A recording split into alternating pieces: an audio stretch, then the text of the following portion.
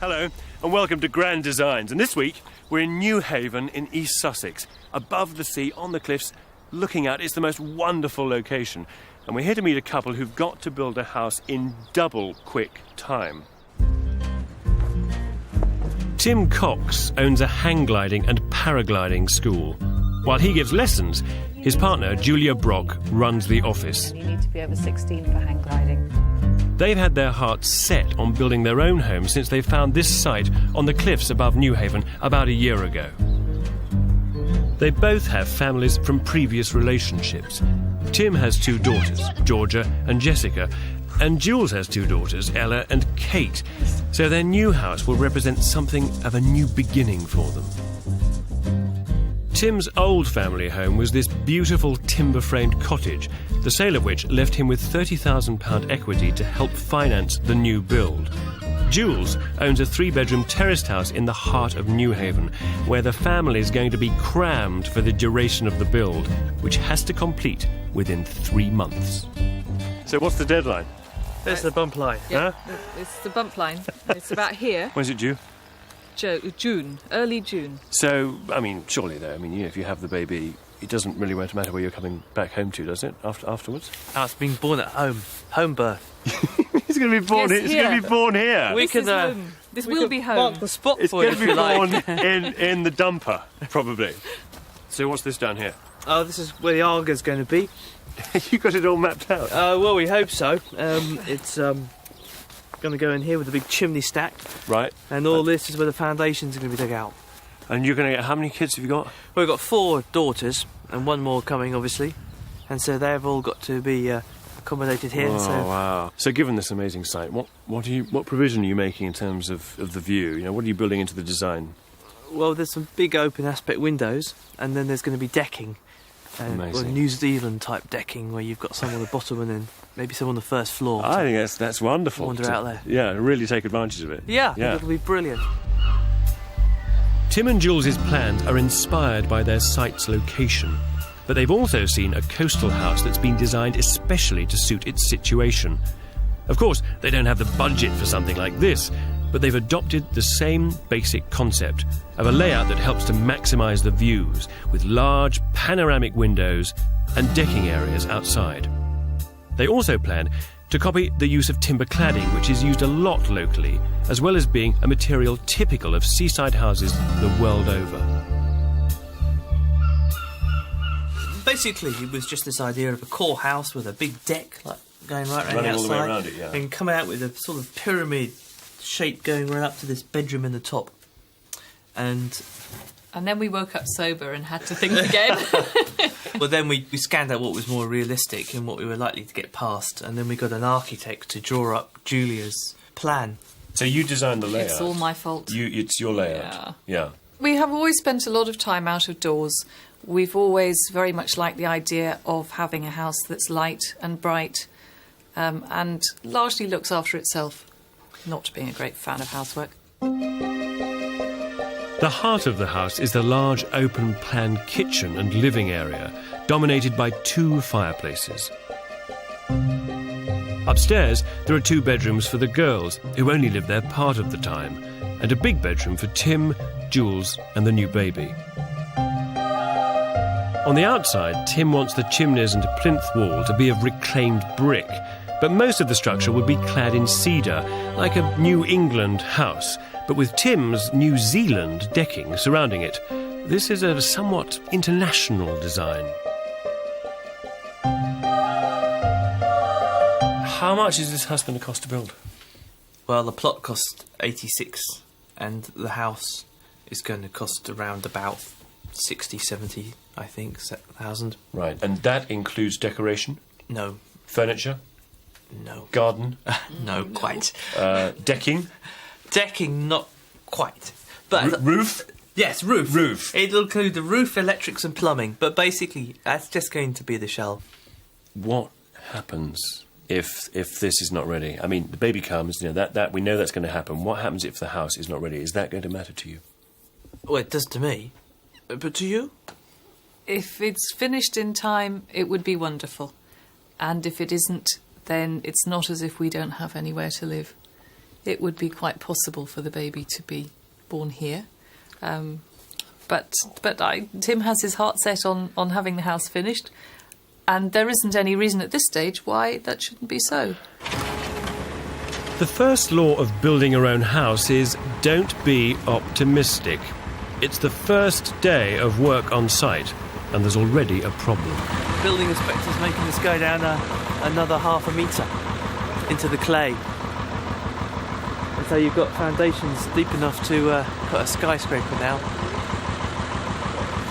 And there's maybe signs of roots in there as well. And so they may have to put some sort of boarding to stop any root invasion in the foundation. Which could cost about another 8,000 quid, they tell me. But I'm hoping that's not going to be the case. However, all the work they've done this morning in the middle there is going to be redone, so a bit of a blow. The next thing we have to decide is what to do with this huge mountain of clay that's appearing.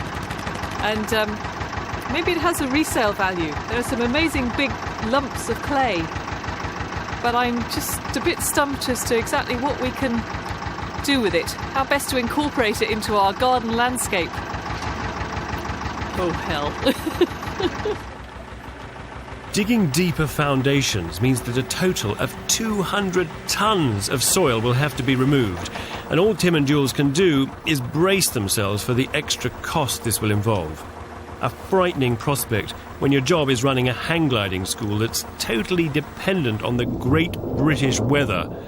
Tim needs all the flying days he can get.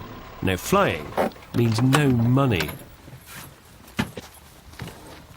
Rain. And this is a QNIM, big cumulonimbus cloud, thunderhead. Very dangerous, dodgy conditions to fly in. I'm going to leave my glider in the car. You see the students down here? They've walked up bravely, but now they're going to have to walk back out again. It's always better to pack the equipment away and fly another day than to take any risks with anyone hurting themselves because of the gusty conditions. But that's flying for you. Obtaining planning permission for a prime coastal site is pretty well impossible. But Tim and Jules discovered a trick that gets them the perfect location and avoids a battle with the planners. Now, what Tim and Jules are doing is called bungalow gobbling. They've been lucky enough to find a site which had a derelict house on which they could demolish and build on, but the council did say that they had to build a new structure within the dimensions of the old one, so they're rather limited in that respect. Now, bungalow gobbling is something that you can do to newer buildings that aren't derelict as well. And not only is it relatively easy, it's also quite desirable, because around the country there are thousands of bungalows situated on the coast with the most amazing views. Many people wouldn't like to live in them, but you can apply for planning permission and then make that alteration, completely enveloping the bungalow in the process, placing a wonderful piece of architecture in the most amazing location. Of course, Tim and Jules' house isn't wonderful architecture. It's a modest design, but it should go up quickly because they've bought a package deal from a Bristol firm, Unique Homes. John Hardy is the architect and owner of the company. He drew up the plans, and he's also going to organise construction of the house, all for a fixed price. It's a bit like buying a fitted kitchen. The parts are all prefabricated, you choose the model you like, and they bolt it together to fit your needs. It's an American idea, now over here. At the time, when they first came to see us, because they had the sketches, they felt they could actually manage the job themselves. And we were only commissioned to do the planning and the building regulation approval. And then it came on that during the process of planning, that 8-week period, they suddenly realised that perhaps really we should take it on and look after more of the work for them. So now you're project managing the whole build? We're actually doing a design and build service Start for to them. finish? Absolutely. Well, all but the plumbing and the electrics. We do all the external cladding, the foundations, the timber frame, and we leave them with a watertight package. Now, what about timing? Because Tim and Jules are having a baby, and they want to be in before the baby comes, so is that going to happen? Well, there's no better deadline than a baby arriving, is there? Let's face it, at the end of the day. I'm providing everything turns up and all the specifications that they've chosen, all the materials are in stock and that's suitable for what they want. I don't see a problem at all at this stage. After 3 weeks, and at an extra cost of £4,000, the foundations have finally been filled with concrete and a base formed on which the house can be built. Incredibly, the whole house arrives on the back of one lorry, ready to assemble. Remember, this is building the American way. First, a wooden frame called the ring beam is laid on top of the concrete for the wall panels to be nailed onto. These panels have been made in the factory, with windows and doorways already built in. It's the ultimate in flat pack assembly, and all looks rather flimsy, but each wall will support the next. And once it's braced with joists and roof trusses, the structure will be as strong as any brick-built house. Having said that, once built, you can't go knocking through walls later. They're all part of the structure. Oh, no, look at this. Oh, and the house in reality. Amazing. This is a house happening. Fantastic. Look at this. That is so fast. You could give birth tomorrow. This is plans no longer. This is a front door and windows, and it's really, really exciting. Well, one of the most dramatic days of my life, apart from birth of children, I suppose. It's the birth of a house. It's the birth of a house. What time did all this stuff arrive this morning? 9:30. The lorry came It's along. now 12 o'clock. So It's 2.5 hours, you've got a house. Yeah, it's going up quick now, isn't it? These guys seem to really know their stuff. And Yeah, I want to be inside now. yeah, I would like to get inside as well. I want to see how big the kitchen is. Washing machine, tumble dryer. And 1,000 pairs of wellies. And then, yeah, this will be just Wellington boots. Toilet here. And the toilet will have a nice view, actually. You can sit on the loo and look out the window. A loo with a view.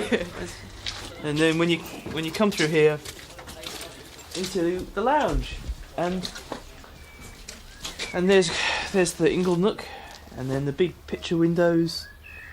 Actually, this is a big room, isn't it? This is as big as you could want.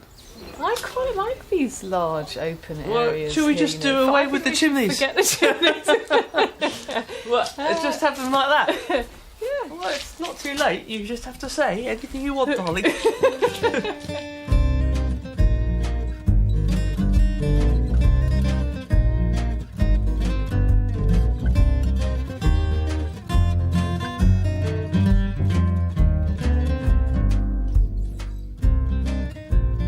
Just 3 days after the house arrived on the back of a lorry, it's up. It's insulated and weatherproofed inside and out.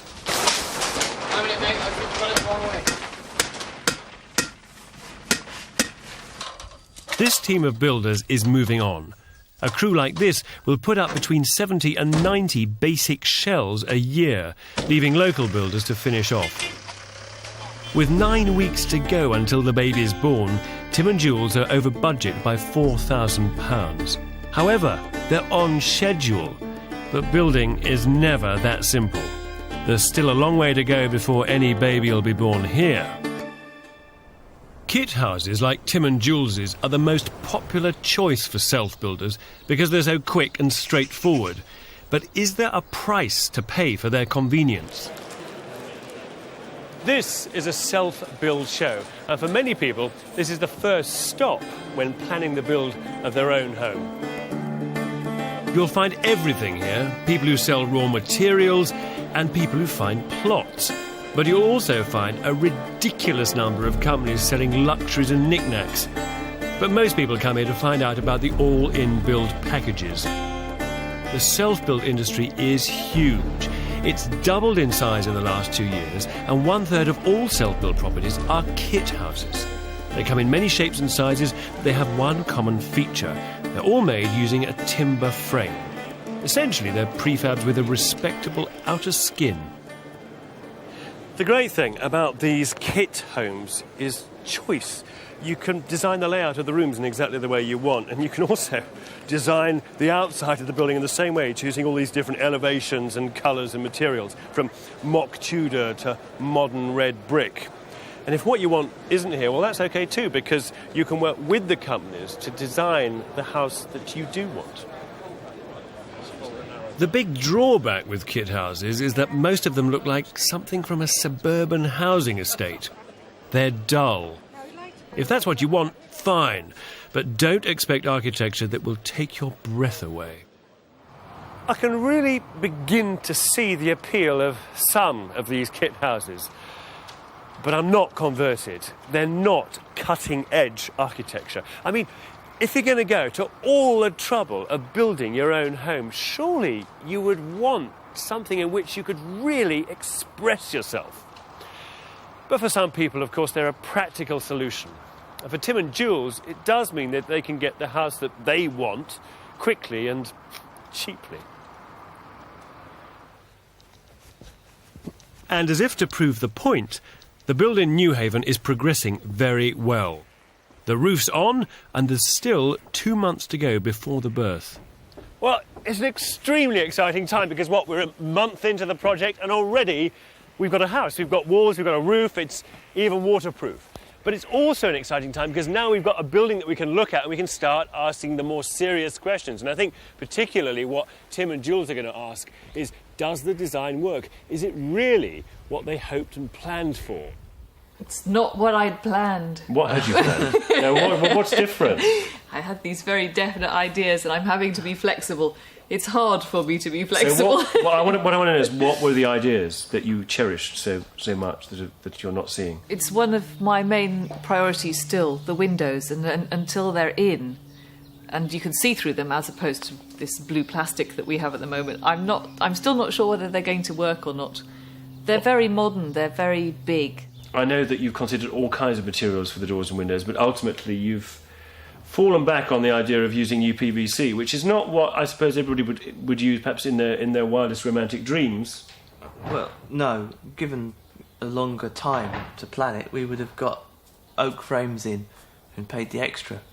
But we're running to a schedule now and we can't get them made in time. And also, we kind of run out of money.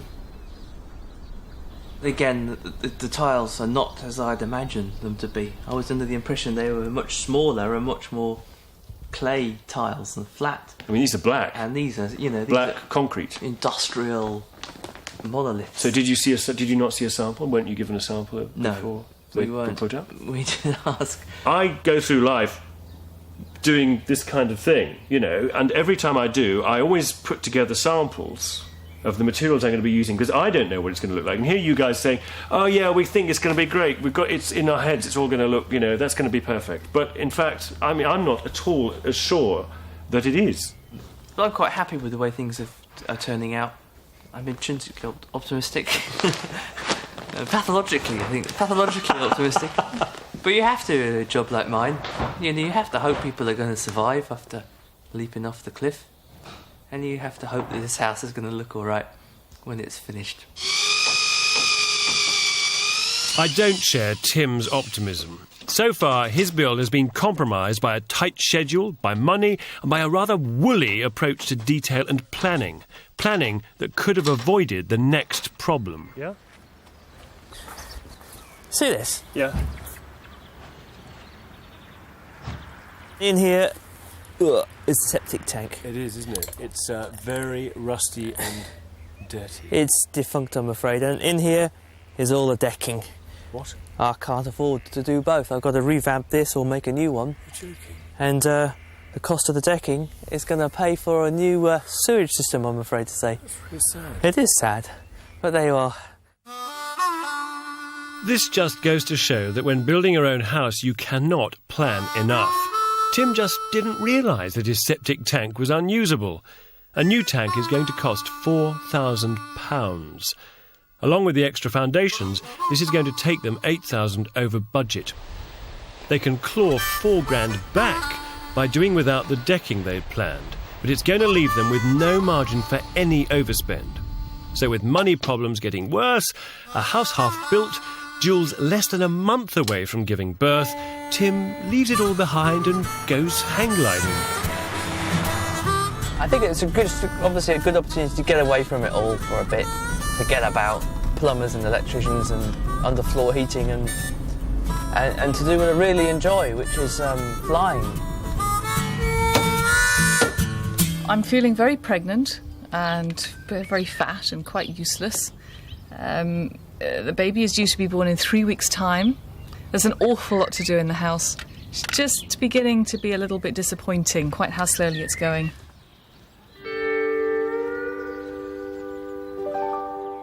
Tim's been waiting for this day for months. He's going to be competing in the British Open hang gliding competition. As a hang glider pilot, it's a fairly individual thing.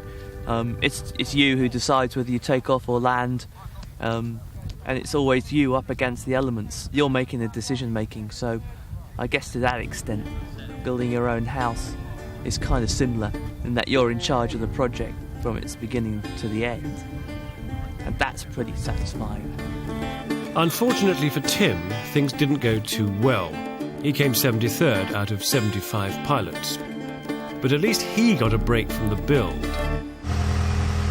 On his return, the new septic tank is going in. A solution there. But he's returned to more problems. The windows have been delivered, but they don't all fit. Just what you expect, really. Malcolm had said that he'd hoped to be done.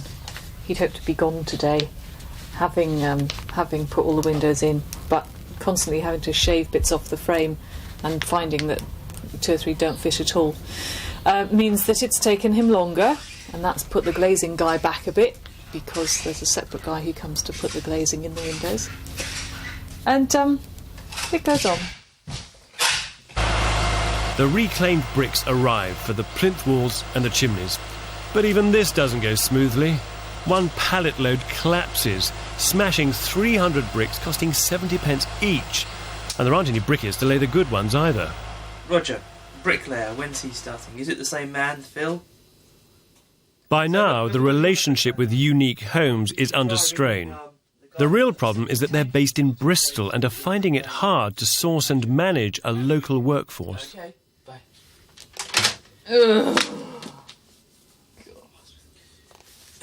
It seems to me, and I found all that bloody people to build this house. Ah! At this point, Tim and Jules have enough to think about without worrying about the setting of the house. They have no plans for a garden and not enough money for the decking they wanted, so the house is going to take years to settle into its surroundings. This is going to have to be my job on the build. To help a New England design make sense on the Sussex coast without adding to Tim and Jules' growing financial problems.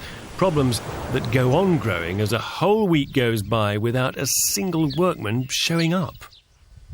Just 1 week before the birth, there's yet another unexpected worry. The unborn baby has turned the wrong way round and is in breech position. Well, we meet again. I didn't really want to meet you again, but here we are. First of all, let's find out if it's breech. Right. I keep feeling this, thinking, oh yes, that's definitely a bottom. It's a very round bottom. It's probably a head. The doctor will try to turn its head, but if he can't, a home birth will be out of the question. The baby will have to be born in hospital. The day after it looks as if Jules won't be able to have her home birth, the builders turn up.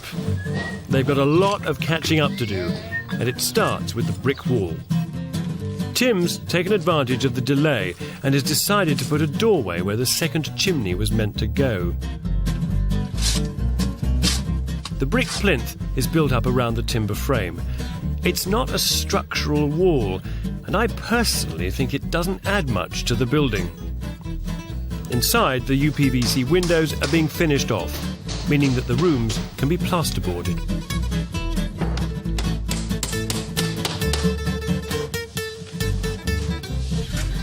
At last, the cedar cladding is going on. It'll complete the exterior, but will the house be ready in time? So, Jules, since the breach, how are you and the baby? We're very well, thank you. And the baby isn't breech anymore. It's head down. Really? Yeah. And it's due tomorrow. Ah, ready to go. Tomorrow. So it's not going to be born here? There's still hope. There's still hope. There's tonight, and there may be tomorrow. I seem to remember, Tim, there was a commitment that the baby will be born in this house. You know, there is no doubt at all. That's plan A. Yeah. I don't remember hearing about plan B. And plan B is now in action at this very moment. To move in 4 weeks late. Can you blame any particular party? I think it's been a catalogue of circumstances, really. It's difficult to pin the blame. I think we've learnt a good deal. For me, there was a time when seeing nothing happening with the house was a great source of frustration, because you go, time's ticking by and nothing's moving forwards, and yet the baby was inevitably moving towards arrival day. But now, well, it's so imminently due, and the house is so completely not ready. The house can wait. The baby coming is important now.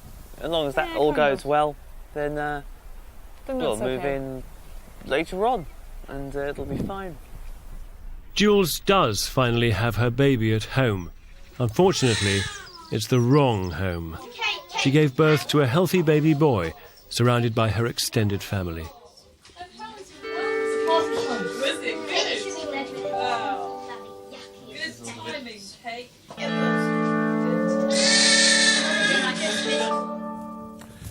Tim and Jules didn't have the home birth that they wanted. With all the delays, they're now running £6,000 over budget, and their problems still aren't over. Here we are. Much the same, nothing's changed. This is home. Not quite yet. We've missed the deadline. We're supposed to be born in here. The name of the babe is Tiger Jules.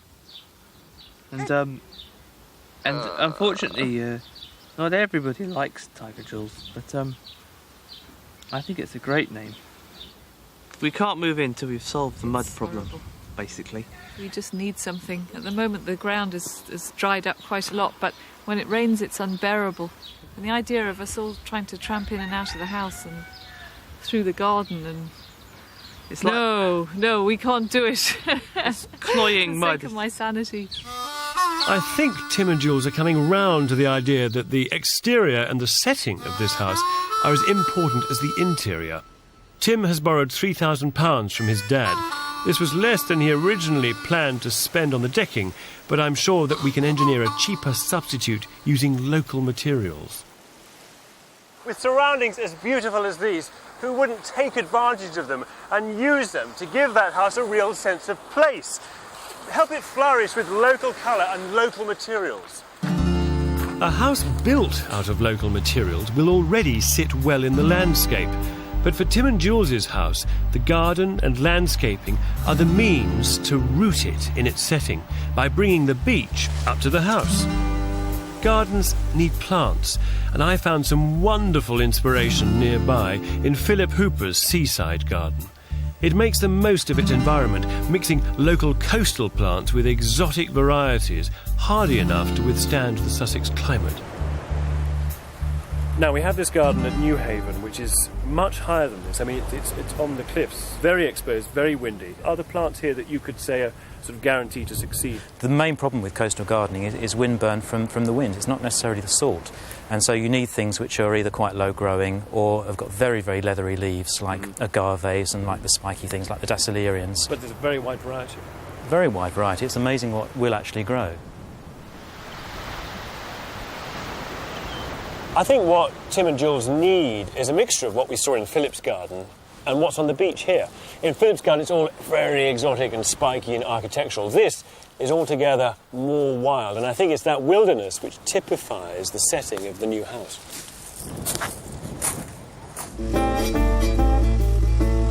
I gave my plans to Tim and Jules. The idea is to use reclaimed railway sleepers. These will form a jetty reaching out towards the beach below. I know they're used in every TV gardening programme, but they're cheap, and here they'll echo those wooden uprights on the beach. The whole structure will sit on shingle, and the finishing touch will be a selection of hardy, wild-looking plants. Unlike traditional hard paving, this kind of garden is easy to create. Gradually, the shingle covers the mud around the house, and the great clay mounds are turfed over to resemble green sand dunes. This gives an instant transformation, though it's more expensive than sowing grass seed. It's time to see what Tim and Jules think of it so far. The decking. It's made such a huge difference. In fact, it's made far more difference than I thought it would. Well, I'm interested you say that, because when I did that drawing, did the ground plan of the house and put the decking on, in fact, when you look at the size that it occupies, it's not double, but it's a significant large area, and it makes your living area, your outside living area, as it were, much, much bigger. Well, I thought that that once we had the house built, that was it. The most important thing was the house. And actually, with retrospect, it just stood in a space. And now we've paid, yes, a very muddy field. But now we've paid attention to the outside. It's really brought it together more. It really it flows. Gives it a context. Now. Yeah. And it also relates it to what's going on out there. I mean, with the shingle and the sleepers, it's all seaside materials, really. Yes, and these are great, because when it's pouring with rain, well, they're wet, but they're not muddy. There's no clay on them, which is great. In the end, the decking cost £3,000, 2/3 of the price Tim was originally expecting to pay. Neither of them are gardeners, so I've brought them a selection of plants to experiment with. There's nothing like good planting to help a house settle into its location. And this aloe vera lives here.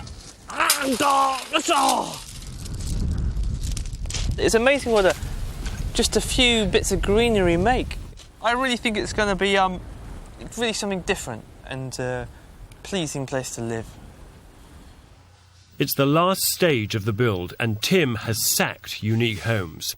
He felt that as he had to find the bricklayers, he might as well organise the rest of the project himself. John Hardy, the architect, admits that lessons have been learnt. I do believe that the client feel that they weren't gaining the best of services because I wasn't available, and I can only be in so many places at once. One of the things we've learnt during Tim and Julia's project is that Unique Homes will only be of a certain size. My original plans were to build Unique Homes up to a size whereby we'd be constructing 50 houses a year, but in reality, having developed it to a certain stage, we're now downsizing to ensure that we build no more than 15 houses, but there'll be 15 houses of quality, and I will be involved in every one of those projects and ensure that I'm satisfied with the way that it's worked. So, if you're thinking of building a kit house, make sure it's a local firm. In this case, Tim got a £3,500 rebate, and he's now on the final stretch of the build. This includes the decorating, once the girls have decided what colour they want. That's the same red as the other one, isn't it? I like the glossy colours, but I mean, if we could do sparkly. Maybe we could just sparkly.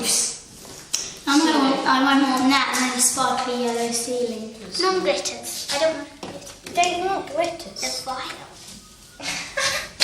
Oh, I like that green. Yeah, I'm going to have that green. That green's nice. That green's nice. Jules hasn't taken long to get back to work.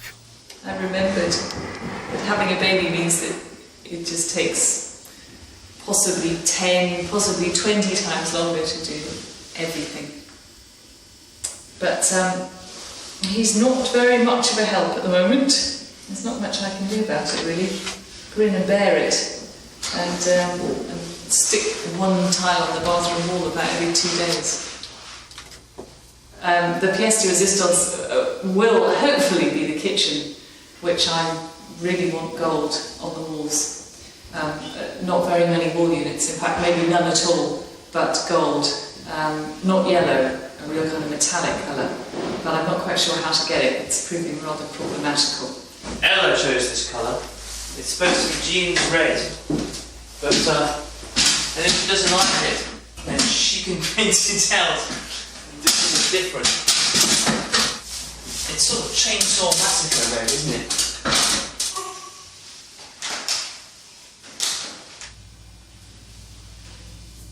I'm very run down, and I can't even draw a straight line anymore. I've got no money. I bashed myself in the face on the mantelpiece, and my Land Rover's head gasket is blown up. I've had about 4 hours sleep in as many weeks. I'm just delirious now. Now! Oh,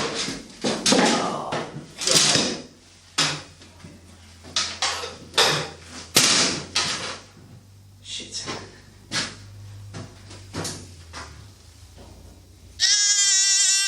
Tim's back on the baby shift, so I showed Jules how to get her golden kitchen without breaking the bank. Show me how Easy, it's easy. done. All right, now tell you what, pass me that. Is it that one? I don't know, there's one with some glue in. Stuff, milking. This is, yeah, it looks like milk. It's just gold size, which is a water-based thing, and you just brush it on. I'm not going to do the whole wall. Oh. Not this evening. Oh dear. All right then. Well, the idea is I show you, and then you have a go. So this is the brass leaf? Yep. Yeah, this is this is fake gold. Yeah. That's 6 it's inches so square. thin. Well, I'll just press it down as well as I can through the wax paper, and then just. It's great. It's so gold. Number 2. Good heavens. Okay. Transfer brass leaf, or Dutch metal, is cheap and easy to use.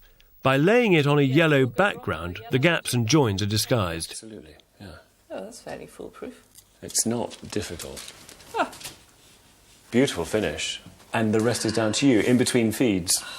I hope it'll be different when you see me next. I think it's going to be wonderful. We'll have to invite you back into the gold kitchen. Sunglasses to be provided at the Money door. corner. Yep. Yeah. Thank you, Kevin. Good luck. Thank you. The day for moving out of the terrace and into the new house has finally arrived.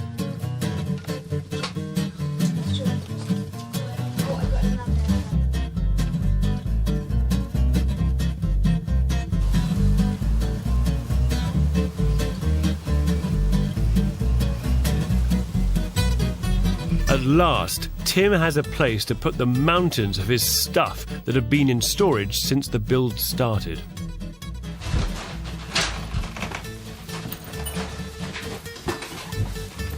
That is it. We've nearly covered the entire floor. We're done. I don't ever move house again. Time for tea. No, I can understand that.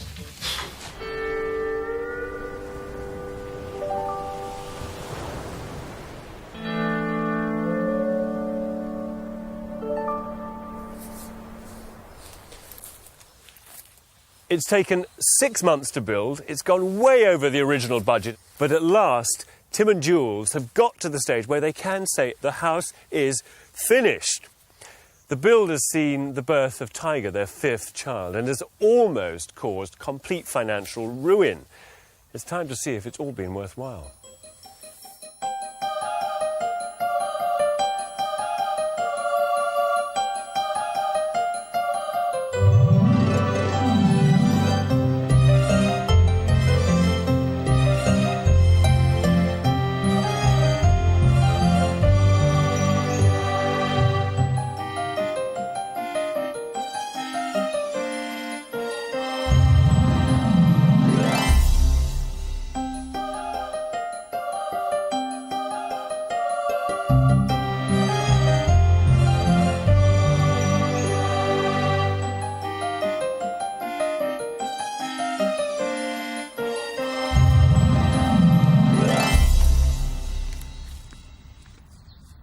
Oh yeah, look at this. Yes. How delightful. Lovely. It's very light, isn't it? Ah, and the view from upstairs. You must see it. Yeah? Oh, right, well, show me. Oh, what a colour. Yes, it Yes. works well. There's no mistaking it, is there?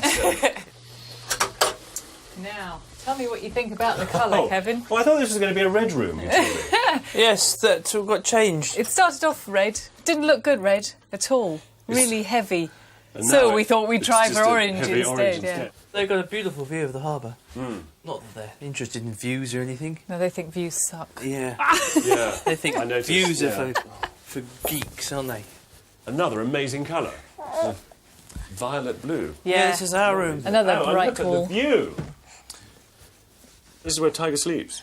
It's some of the time, you know, the odd hour and a half here and there, doesn't he? Yep. So what happens when he gets older? Well, we probably divide this room. Really? It would work quite well. There's a door and a window lined up so that we could divide this room into Okay, and you have a much smaller a room for him. bedroom here. Were you not hoping for more bedrooms? Well, we might apply to extend out the front at some point. But the bigger house you've got, the more we've got the heat. Bathroom? It's the bathroom, the log cabin. It's nice. It's like a sauna inside. Yeah. Yes, it's worked well. It's the same weatherboarding that's on the outside of the house. It's really interesting because the house, you just look at it and inside you wouldn't have a clue that it's a timber building. It's finished, it's all plastered, it doesn't tell you about its structure, but in here, of course, it does remind you a bit. These are all the leftover bits. Come downstairs and we'll see the living room. Here we go. It's a very, very light room, isn't it? It's wonderful. It's one big living space. And I think that strikes me as being one of the most successful aspects of it. But it's like a big kitchen diner, you know, like old farmhouses. Everyone lives in a kitchen, don't they? Do you have a posh room in this house? Yeah, you're standing in it. The kitchen. I love the gold, though, don't you? It gives this rich feel. Yeah, I like the gold against the blue, and I like the, you know, everything about the colour down here. It works very well. Is there anything in the building that you regret, that you think, you know, hasn't worked as well as it could have done? Well, I would have still preferred oak frame windows, and in retrospect I would have stuck my neck out and paid the extra and had them. Well, given the context of where we are, from inside it works well. I think it works well on the outside as well.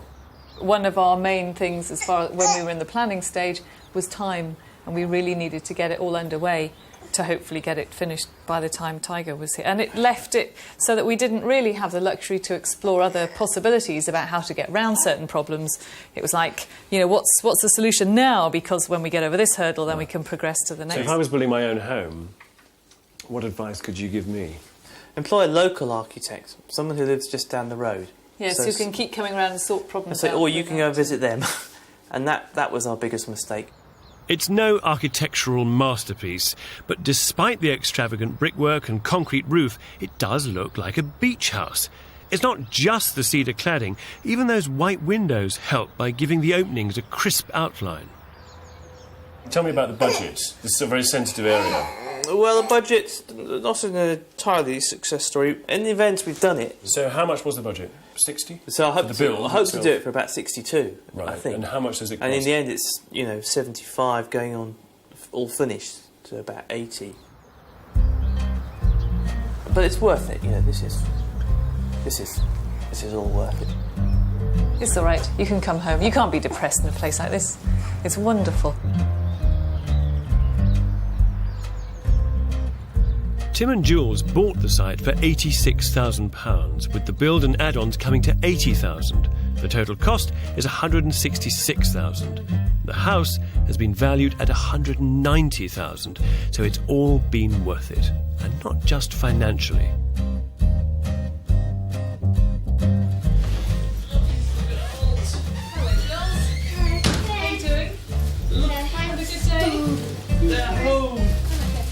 In the end, Tim and Jules have succeeded in their aim to build a new house for their new family and their new life together.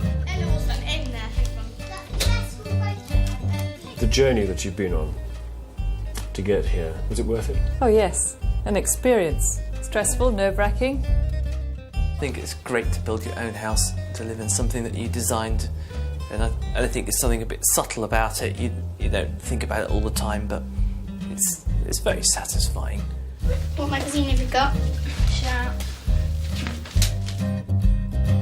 Well, I know it's a lovely place to be because I look for excuses to stay here rather than going out to town or anywhere else. You know, this is a final resort that I'll get in the car or walk down to Newhaven. Because I actually just like being here, looking out the window, messing around the garden. And it's lovely. Yeah, it's a really nice space to be in. It's like a big beach hut, sitting on the top of this cliff. And I think, give 15 years once we've planted all the trees, it'll kind of disappear more into the hillside. And that's when it'll be at its best. This is not the end of the journey, but this is a big resting place for us to now carry on. A work in progress.